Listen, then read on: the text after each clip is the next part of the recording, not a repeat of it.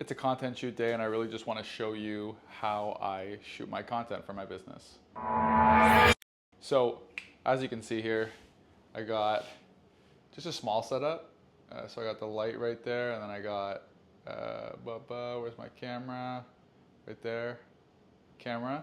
This is a light setup. I'll show some other examples of like with multi-camera and everything. But basically, in the past, I've shot my own content just kind of out of the blue. Like whenever I have a second, I'll just set up the camera really whenever I feel like it, which is honestly a horrible habit to get into, because then a lot of the times you don't feel like it, and then a month goes by and you haven't posted any content. And it's funny because with my clients, I talk about batching content all the time. We set up a shoot, right? Whether it's bi-weekly, monthly, every 3 months, weekly, whatever it is. We have that scheduled shoot. We go shoot the content, edit it, and batch it for them so that they don't have to worry about like content all the time and thinking about, oh, do I need to shoot content today or whatever. They already know it's kind of set and ready to go. I never did that for some reason. So because it was my goal this year to post more content, I'm also posting, it was a goal to post 1 YouTube video per week, which I've maintained still. So I really, fulfill these goals and kind of get this going, I just implemented that strategy, which was batching the content myself. So what I'll do is I'll kind of put aside a couple hours, set up all the equipment. I'm just at home right now. Set up all the equipment. I have a whole running tab of ideas just in my notes, also on my computer. And I'll kind of just go through, pick a couple, and shoot. So today I'm shooting just a quick short form, just a reel video. That's why I just have the 1 camera and the light. I'm shooting this long form video right here. I've been pretty good with the long form stuff because I'm only committing to 1 a week. They're scheduled out in advance. So like I've been doing sit downs with people. I've been doing vlog style videos. I've been doing just my own, just me and the camera style videos. And I might shoot one of those today, but this is a long form video that I'm shooting right now. So really it's all about prepping. Had a reel. I'll insert that in here right now. It's all about the prep. Growing up playing sports, I used to love practice more than the games. And that used to bother me until I realized it's all about the prep. So this is me just practicing with multiple cameras when I picked up my new one. This is me prepping for a shoot. And when you prep ahead of time, the implementation is so easy. So again, no matter the location, 2 camera setups, easy execution. I know what I'm doing because I prepped. And then you get shots like this. And like this. Even shots like this. And like this, and then the big one like this. 3 cameras on a balcony, doesn't matter where the location is, I'm good because I prepped. Awesome. Okay, so what I'll usually do is get a couple extra shirts, usually just shirts. I don't really bother changing the pants because I just wear black pants, so you don't really notice. And then I will set up the lights, the cameras, and just kind of shoot all those videos, try and edit them as quick as possible, or at least like just the cuts and everything first and the audio, and then kind of go from there. But I'm just trying to make it as easy as possible for myself so that I can fulfill these goals while still putting out good quality content. So like I'll show you an example here of a longer sit down video that I've done, or even like a podcast or podcast. I hate calling it a podcast, sit down video. So as you can see, I have kind of the 2 cameras, the light. For the podcast here, I have 3 cameras.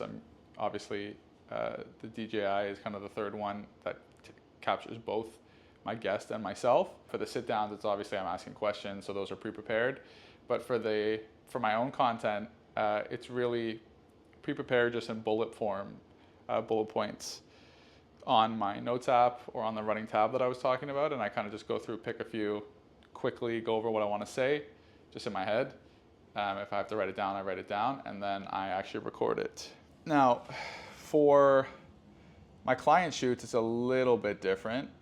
It's honestly pretty much the same as far as the prep goes. So like I'll take care of usually ideation. Some clients, they want to be a part of that, so we do that for them. We have like a meeting ahead of time and just kind of go over the content we want to do. But it's more on the go. Obviously, it's not on my home. So I'll bring all my equipment. It's all pretty mobile. I have a good setup. Like all my cameras and mics fit in this little bag. My 2 mirrorless cameras, and my DJI is just in a separate little the creator combo kit that it comes with. My light, everything kind of goes into a duffel bag. With that bag, all my tripods, all that stuff.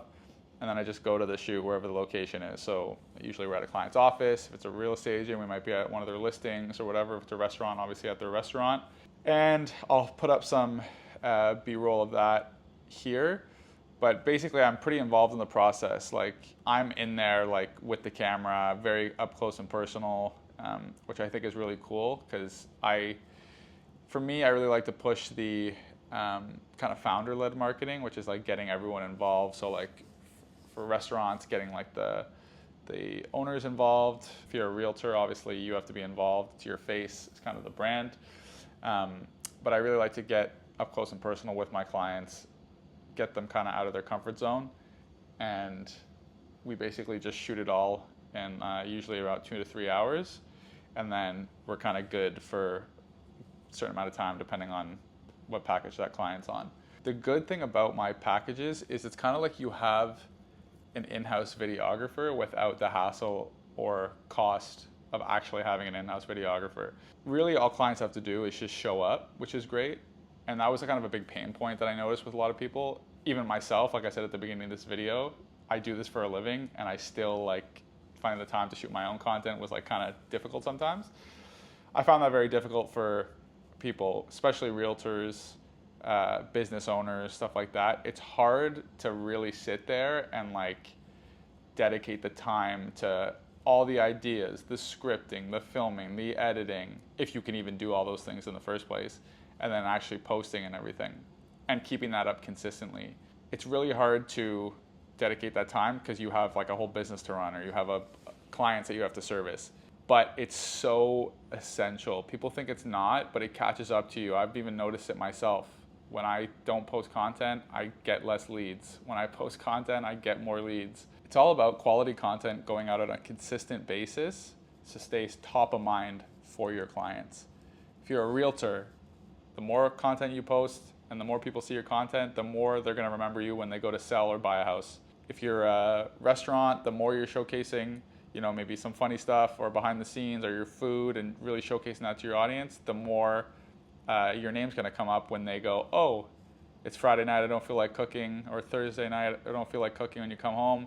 What am I gonna order? They open up social media, what's the first thing they see? Your food. Oh, looks great. Order it. Really, I can keep naming examples forever, but it's just all about staying top of mind with quality and consistent content.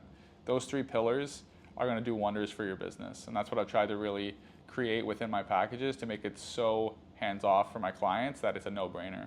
And then it's really just about editing. Like I said, I have people to kind of edit for me now, which is great. One of them is my sister, which is awesome. But what I usually do is I'll come back from a client shoot, I'll upload everything to hard drives. So I have just 2 of them right here.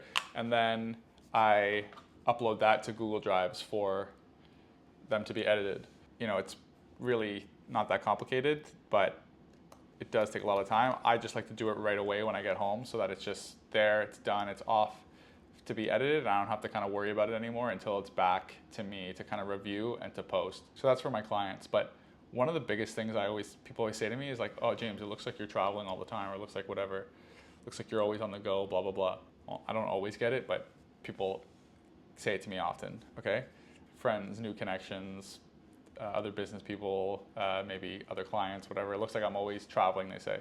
The DJI has been like the best. The DJI Osmo Pocket 3 is what I'm talking about, has been just the best tool for myself. I literally take that basically everywhere with me. It's so good. The quality's high quality. It's good for traveling with. But what I do is I batch so much B-roll and so much content that I'm constantly reusing it. So like, for example, when I'm on vacation, I'm constantly just setting up that DJI when I think something looks cool, and I'm just recording myself, even if I'm not talking or there's no audio, just to get a cool scene or a cool landscape or myself in it, something that I think would look good for social media. On the kind of like the work side, when I'm at client shoots and whatever, because I have the mirrorless camera, which is what I'm usually doing, the handheld to get their content, the DJI is perfect because I can just set it up on its like little tripod that it comes with anywhere in the vicinity where I'm shooting, and just record myself in the act, like shooting, right? Doing my job and whatever. And then I have all this stacked B-roll again of behind the scenes of client shoots and all that I can use for my business content. So that's been kind of a really good lifesaver It's really helped me, fulfill my content goals for this year. Now, people have asked me for advice, or even people who maybe aren't ready to make the investment into their social media because maybe they're just starting their business or whatever, and they just don't have the capital yet, which is completely fine. I always recommend that. Get as much recordings as possible. If you're a personal trainer, record as many. Just take a couple hours, go around the gym and just do every exercise. Maybe bring a few different outfits like I do, like my clients do, so it doesn't look like it was all shot at the same time. And then just put it in a hard drive or in a folder on Google Drive and just label all the exercises so that every time you're doing a video on maybe bench press or whatever, you go pull your bench press video and put it in there. It's really not that complicated. You don't have to complicate it. These are kind of just some tips that I do to make it easier, and have kind of just made my life a lot easier.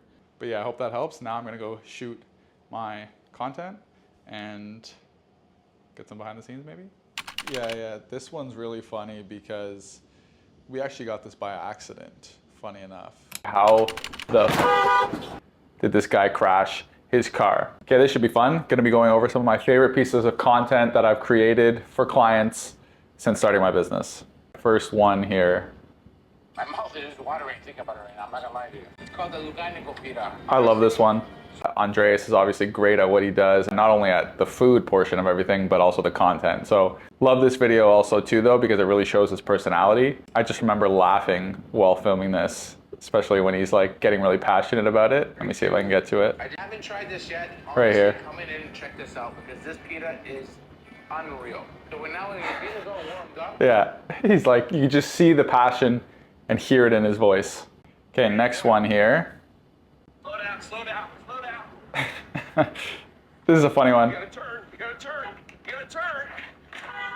Didn't turn. First of all, this was recorded by accident, so it just goes to show that you can script all you want, whatever, but then sometimes an accidental video gets great engagement. Now, an important lesson about this video is if your goal is just to get like an insane amount of views, you can just post the most stupid content and get views. It's about getting proper views. Now, the reason we posted it is because A, it gets people excited for some upcoming content that we have, but also it gets eyeballs from new people that follow him because of that, and then are kind of thrown into the real estate ecosystem. Okay, let's check the next one here. Look, there's been shows that are built based on it. You look at shows like Selling Sunset. Yeah, I love this video. It's pulling out some of the heartstrings because this was actually the first time that I shot content for somebody. First of all, it was also in Toronto. I drove all the way to Toronto.